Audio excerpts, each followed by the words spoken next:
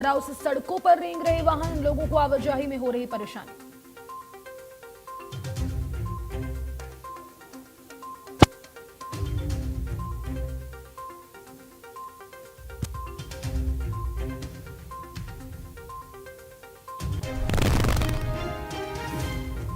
नमस्कार, राम राम दर्शकों, बहुत स्वागत है आपका। आप देख रहे हैं इंडिया न्यूज हरियाणा। आपके साथ मैं हूं सदफ फातिमा। बुलेटिन की शुरुआत करेंगे बड़ी खबर के साथ। चरखी दादरी से बड़ी जानकारी मिल रही है, जहां थाने के सामने फायरिंग का मामला सामने आया है।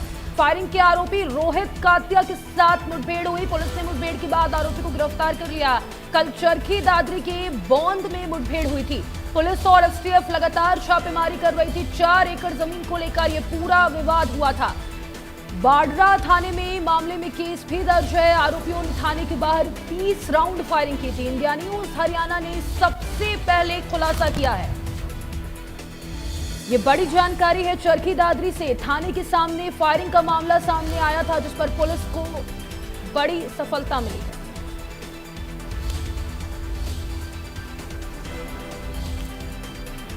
पुलिस ने मुठभेड़ के बाद आरोपी को गिरफ्तार कर लिया है। पुलिस और एसटीएफ लगातार छापेमारी कर रही थी। चरखी दादरी से है खबर। थाने के सामने फायरिंग का मामला सामने आया था, जिसमें अब पुलिस को देखिए बड़ी सफलता मिली है।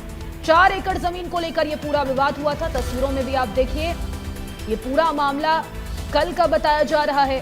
सीसीटीवी फुटेज भी आप साफ तौर पर देख सकते हैं। 4 एकड़ जमीन को लेकर यह पूरा विवाद हुआ था।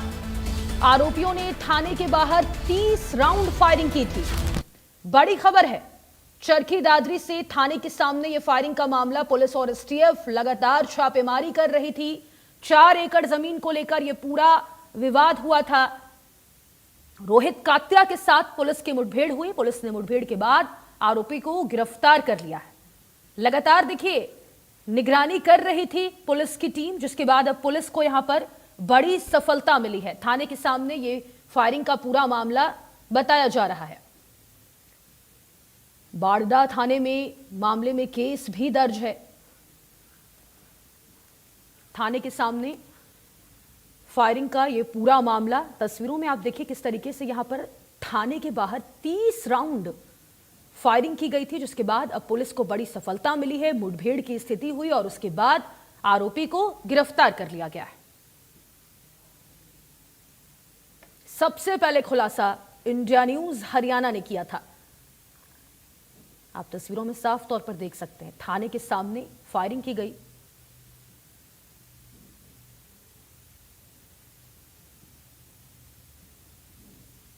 और तमाम जानकारी के साथ विशेष संवाददाता रवि जांगड़ा इस खबर पर हमारे साथ लाइव बने हुए हैं। उनका रुख करेंगे। रवि, कल का ये पूरा मामला बताया जा रहा है। थाने के बाहर 30 राउंड फायरिंग की गई। सबसे पहले बताइए मुठभेड़ की स्थिति कैसे बनी, और ये जो आरोपी रोहित बताया जा रहा है, इसके क्या कुछ आपराधिक इतिहास?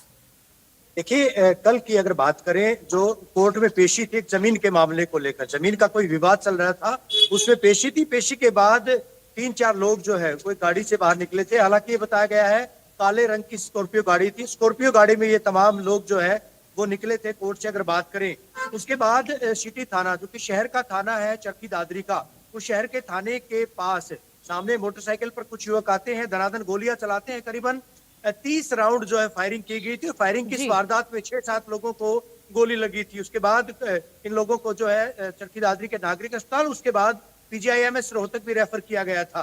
उसके बाद 5 टीमें गठित की गई थी। चरखी दादरी पुलिस की अगर बात करें, 5 टीमें और एक एसटीएफ की टीम जो है वो गठित की गई थी। इन टीमों के द्वारा लगातार मॉनिटरिंग की जा रही थी, जांच की जा रही थी। और जांच के बाद जिस तरह से आज, चूंकि हमने दोपहर को ही बताया था पूरे मामले के बारे में कि चरखी दादरी पुलिस आरोपियों तक पहुंच गई है और किसी भी वक्त कुछ भी हो सकता है, किसी भी वक्त गिरफ्तारी हो सकती है।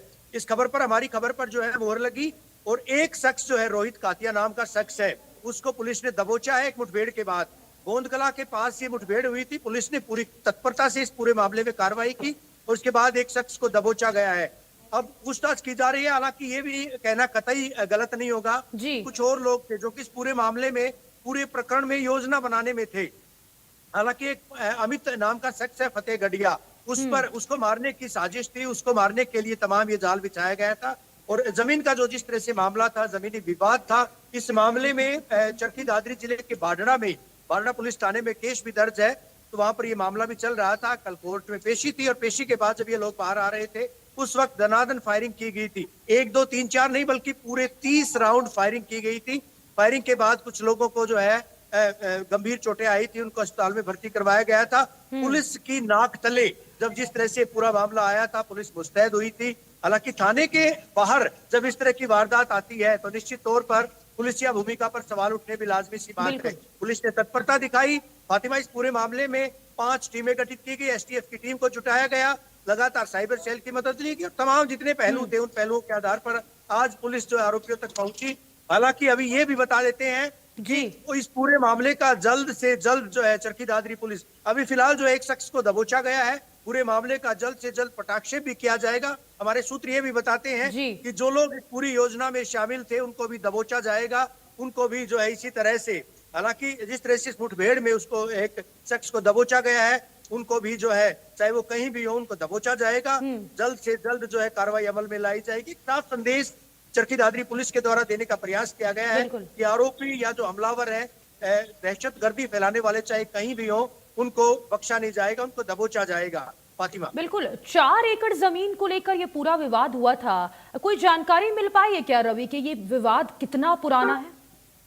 देखिए, ये काफी पुराना विवाद बताया जा रहा है और इस विवाद के चलते जो है कोर्ट में पेशी थी, कोर्ट में तारीखें थी और इस तारीख को भुगता करके तमाम लोग जो है गवाही ये भुगता करके ये बाहर आए थे तो एकाएक धनाधन गोलियां बरसाई गई थी और जैसा मैंने जिक्र किया कि 30 राउंड कम से कम जो है वो फायरिंग की गई थी, गोलियां धनाधन बरसाई गई थी सरे बाजार, वो भी पुलिस थाने के बाहर।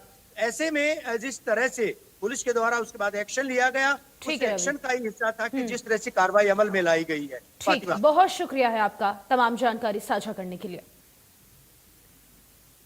खबरों में आगे बढ़ेंगे। पंचकुला से इस वक्त की बड़ी और अहम जानकारी मिल रही है, आप तक पहुंचा दें। बड़ी खबर निकलकर सामने आई है पंचकुला से इस वक्त की। सीएम नायब सिंह सैनी की मीटिंग खत्म हो गई है, यह बड़ी जानकारी आप तक पहुंचा दें। पंचकुला से गुरु रविदास की प्रकाश पर्व को लेकर चर्चा हुई है। सीएम नायब सिंह सैनी की अध्यक्षता में यह मीटिंग हुई है। बड़ी खबर है इस वक्त की, आप तक पहुंचा दें। प्रदेश में होने वाले कार्यक्रमों को लेकर चर्चा हुई है। प्रकाश पर्व के कार्यक्रमों को लेकर मीटिंग हुई। कृष्णलाल पवार, कृष्ण बेदी बैठक में मौजूद रहे। बड़ी खबर है, बड़ी अपडेट है, मीटिंग जो है वो खत्म हो चुकी है। सीएम नायब सिंह सैनी की अध्यक्षता में यह मीटिंग हुई है। गुरु रविदास के प्रकाश पर्व के कार्यक्रमों पर मीटिंग हुई। सीएम नायब सिंह सैनी की अध्यक्षता में यह मीटिंग हुई है। प्रदेश में होने वाले तमाम कार्यक्रमों को लेकर चर्चा की गई है, प्लान बनाया गया है, मंथन किया गया है। श्याम सिंह राणा, विधायक शक्ति